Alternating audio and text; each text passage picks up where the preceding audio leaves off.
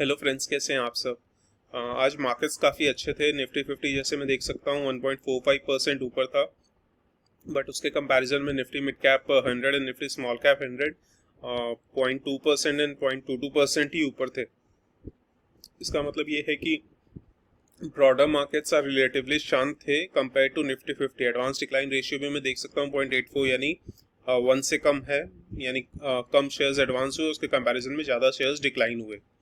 But एक जो positive चीज़ मुझे दिख रही है, एफआईआईज की जो सेलिंग है उसकी वैल्यू आज सिर्फ 176 करोड़ की थी। तो अब ये देखना होगा कि ये सिर्फ आज ऑड वन आउट डे था या फिर आने वाले दिनों में भी एफआईआईज की सेलिंग कम होती है, और कहीं ना कहीं मे भी एफआईआईज अगर नेट बायर्स बन जाते हैं आने वाले दिनों में, तो ये मार्केट्स के लिए काफ़ी पॉजिटिव हो सकता है।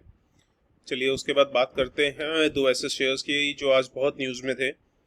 एक तो ऑब्वियसली पेटीएम। पेटीएम के बारे में तो कुछ ना ही कहूँ तो ही अच्छा है। पेटीएम के बारे में तो मैं ऑलरेडी काफ़ी वीडियोस में बोल चुका हूँ कि पेटीएम फ्रैंकली क्रैप है। मुझे एकदम भी पसंद नहीं है पेटीएम, ये मैं एकदम डायरेक्टली बोल चुका हूँ। एंड आज भी 680 ऑब्वियसली बोलेंगे कि वो जो इनका पेमेंट्स बैंक है उस पर आरबीआई ने रोक लगाई है, उसकी वजह से गिरा है।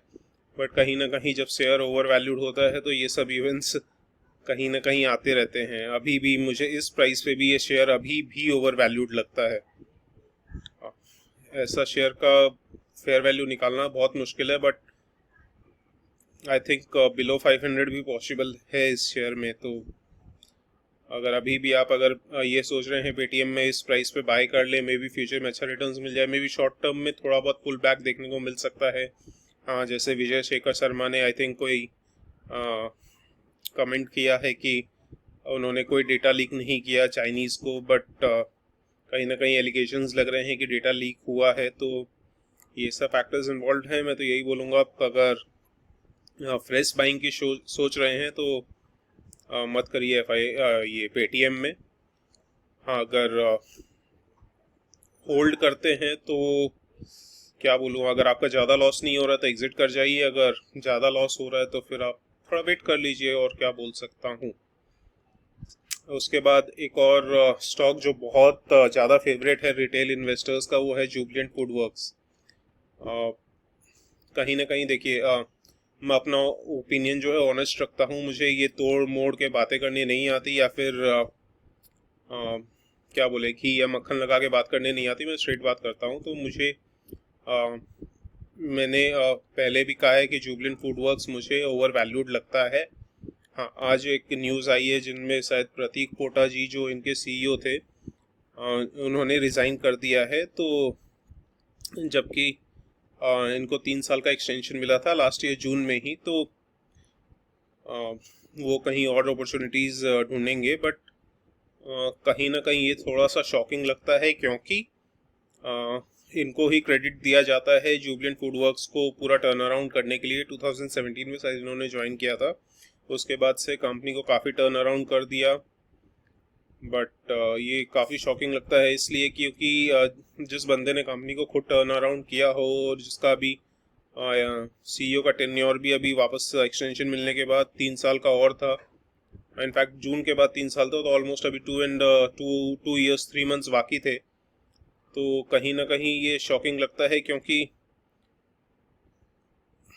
क्या पता, आई मीन हम अपने जैसे रिटेल इन्वेस्टर्स को कुछ काफ़ी इनसाइडर न्यूज़ नहीं होती, तो मे बी कुछ ना कुछ ऐसा चल रहा हो जो अपने को पता नहीं। मे बी आने वाले दिनों में कुछ खबर निकल के आए, क्योंकि कुछ तो वजह होगी जो इन्होंने छोड़ा होगा इतनी आसानी से। जिस कंपनी को आप खुद टर्न अराउंड करते हैं वो इतनी आसानी से कंपनी छोड़कर नहीं जाते।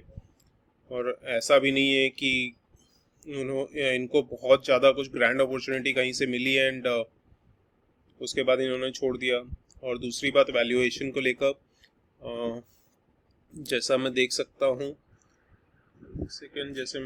हूँ इसकी जुबिलेंट फूड वर्क्स की जो प्राइस अर्निंग्स रेशियो है 77 का है। अभी भी एट दिस प्राइस ऑल्सो मुझको ये ओवर वैल्यूड लगता है।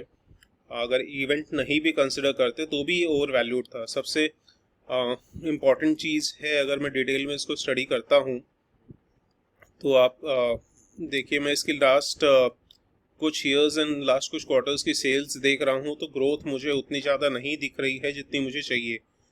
इतनी ग्रोथ तो मार्केट ही दे रहा है, ओवरऑल मार्केट से ही मिल रही है, तो सच कुछ अट्रैक्टिव नहीं लगता है मुझे जुबिलेंट फूड वर्क्स में। ऑब्वियसली मेरा ओपिनियन बहुत लोगों के एकदम काउंटर में है, बट स्टिल ये मेरा ओपिनियन है, आप लोग अग्री कर सकते हैं, नहीं अग्री कर सकते हैं। फॉर एग्जांपल मार्च 2019 में, जैसे मैं स्क्रीनर पे देख सकता हूँ, मार्च 2019 में 873 करोड़ की सेल्स थी, जो दिसंबर 2021 में 1211 करोड़ की सेल हुई है।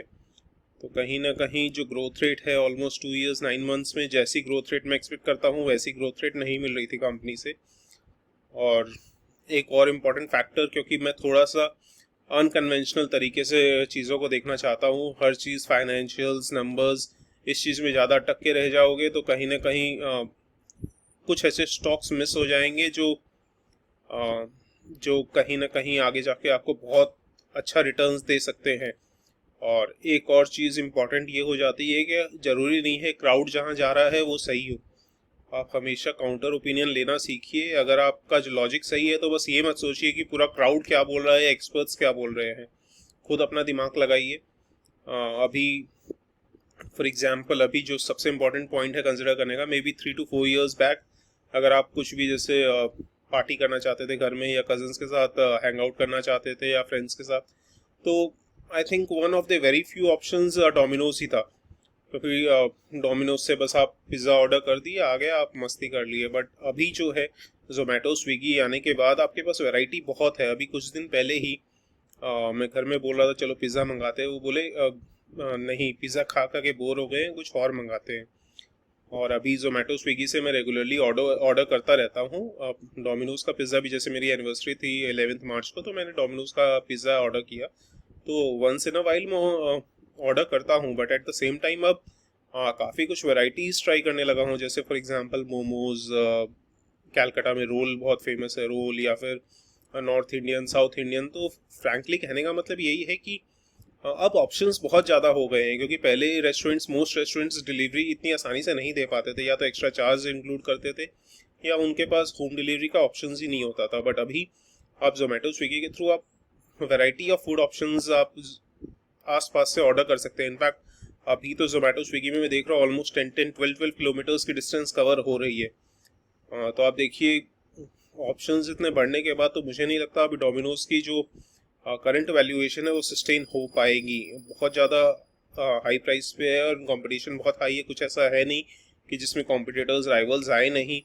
फॉर एग्जांपल बर्गर किंग भी अब धीरे धीरे अपने आप को एस्टैब्लिश कर रहा है, और उसके बाद हर जगह लोकल क्यूजीन्स हैं, लोकल रेस्टोरेंट्स हैं, जिससे उसको कंपटीशन मिलेगी। तो मुझे लगता है अभी जब तक नया सीईओ अनाउंस नहीं होता एंड जब तक उसकी स्ट्रैटेजी नहीं पता चलती, आई थिंक अभी इस प्राइस पे भी जो लोग इसमें 3000 या 3000 के ऊपर लेकर फंसे हुए हैं, मैं तो नहीं बोलूँगा कि आप एवरेजिंग करने की अभी सोचिए। मे बी आज जैसा जो गिरावट देखने को मिली उससे 1-2 दिन में हो सकता है कि थोड़ी सी रिकवरी देखने को मिल जाए, बट अभी भी मैं लॉन्ग टर्म के लिए बुलिश नहीं हूँ इस स्टॉक में।